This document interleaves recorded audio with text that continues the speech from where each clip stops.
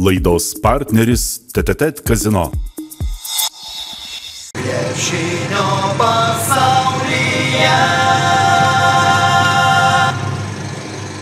Tęsėme programą Krepšinio pasaulyje. Jums dabar toliau rodysime ištraukas iš Leono Karaliūno ir jo kolegos sukurtų filmo apie 1937 metų Europos čempionus. Žiūrėkite.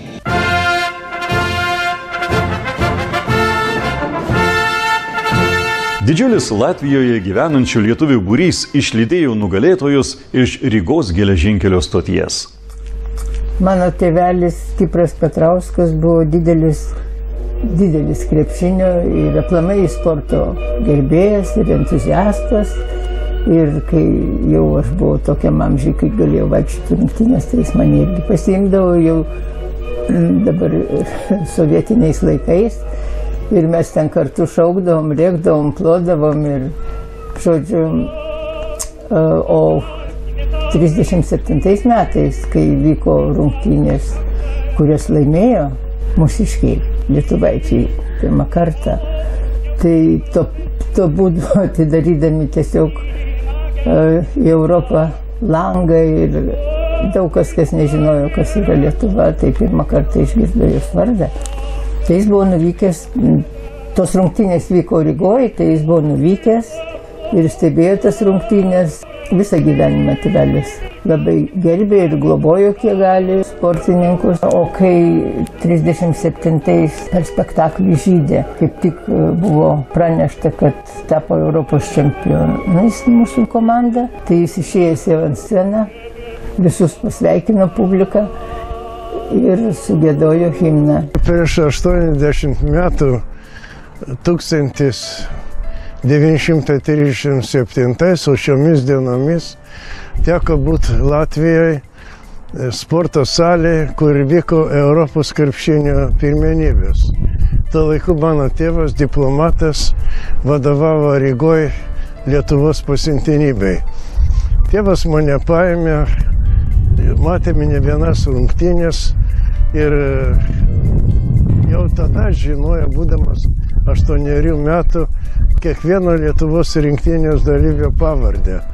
Buvo spausdintos specialią kortelę su nuotraukomis, su šaržu. Kiekvieną mano amžiuje, mano vaikai, draugai irgi tą puikiai žinojo. Buvo ko gerėtis, buvo daug džiaugsmo ir ypatingai, kad lietuviams pasisekė laimėti. Tai aš tą pajutau didžiulį džiaugsmą. O važiuojant atgal, turėjom ir tokį epizodą su Lietuvos pasiuntinybės mašina, lietuvių vėliavėlė priekyje mašinos. Kažkas mestelėjo akmenį užpakalinį langą, kur sėdėjom. Nežinau, kas ten, bet aišku, čia galėjo būti ir didelė politinė reakcija. Su Latvijais būdavo problemų tarp lietuvių ir Latvijų. Bet, žinot, mano tėvas ramus žmogus, dar plus joniškietis, su Latvijais daug bendravęs. Jis matomai viską, kaip galėjo, užgesino ir jokių tarptautinių, sakyčiau, skandalų ir nebuvo. Ir aš džiaugiausi, kad esu turbūt iš nedaugelio, kuris matė ir antrasias rungtynės, kur lietuviai laimėjo 2 metais vėliau Kaune. Vėl su tėvu buvome Kauno sporto halėje. Tas, kad atvyko Amerikos lietuviai krepšininkai padėti, matomai tai yra šaknis, kurios užkrėtė Lietuvą, pergalės jausmas, kuris iki šiol teberusena, manau, kiekvienam lietuviui ir mes esame iš tikro krepšinio šalis. Mano senelis Kęstutis Šimkus buvo vienas pirmųjų Lietuvoje sporto medicinos gydytojų. Dar būdamas labai jaunas, 1937 metais jis buvo pakviestas vykti į Rygą kartu su Lietuvos krepšinio rinktine ir dalyvauti Europos čempionate. Lietuvos rinktinė pasirodė labai gerai ir visų didžiuliam džiaugsmui laimėjo aukso medalius. Išvykus iš Rygos Joniškio link pastebėjo, kad nėra Latvijos prezidento Karlio Ulmano dovanos. Čia matome ją mano rankoje. Ši dovana buvo patikėta vienam Lietuvos krepšinio rinktinės žaidėjui ir savo nelaimiai jisai ją pamiršo viešbučio fotelyje. Vienas darbuotojas, tvarkydamas kambarius, atrado šitą dovaną, nunešė administratoriui ir administratorius ją priėmė savo globon. Prasidėjo didelis kivirčas, kadangi jie reikalavo atiduoti, administratorius prašė atiduoti šitą lėkštę jiem, neva lietuviai pasityčiojo iš Latvijos prezidento Karlio Ulmano. Aišku, niekas net nenorėjo nei pasityčioti, nebuvo net tokios minties, paprasčiausiai tai buvo aplaidumas. Reikia dėkoti pareigingam Latvijos viešbučio administratoriui, kuris neatidavė tos lėkštės krepšininkam Latvijos, o atidavė ją mūsų komandos atstovui. Šitas reikalas taip dar ir nesibaigė. Oficialiai Latvijos vyriausybė paprašė pasiaiškinti, Kūno kultūrų rūmų direktorius Augustauskas parašė atsiprašymo laišką. Tame laiške buvo parašyta, kai iš tikrųjų Latvijai labai gerai organizavo Europos čempionatą ir viskas vyko labai puikiai ir labai atsiprašo ir čia niekas nenorėjo neįžeisti prezidento ir paprašyti įvyko toks aplaidumas. Joniškis jautėsi ta ranka, kurią Lietuva sveikindama paduoda tik peržengusiems tėvynės slenkstį laimėtojams. Vainikapynė čia pat po medžiais, į kurių viršūnę įsikoręs vaikinas laužė mažiukes šakeles ir mėtė pinėjoms. Po valandėliais per miestelį slinko vainikas su išpintais iš žalumynų žodžiais valio nugalėtojai. Burmistras Gedvila, tautinės apylinkės pirmininkas Montvila, teisėjas Gražys ir kiti visuomenės veikėjai, padedami šaulių ir jaunalietuvių, tvarkė peronan ir sodelin gausiai susirinkusią vietos visuomenę. Traukinį pasitiko daugiabalsis, viską perrikiantis valio ir orkestro grojamo sutikimo maršo garsai. Mūsų krepšininkai visą tai pamatę prisipažino, kad jie ko nors panašaus nesitikėję. Išlipę iš traukinio nugalėtojai buvo pasveikinti, apdovanoti ir apiberti gėlėmis. Aš atsimenu mažą kaimelį prie Latvijos sienos.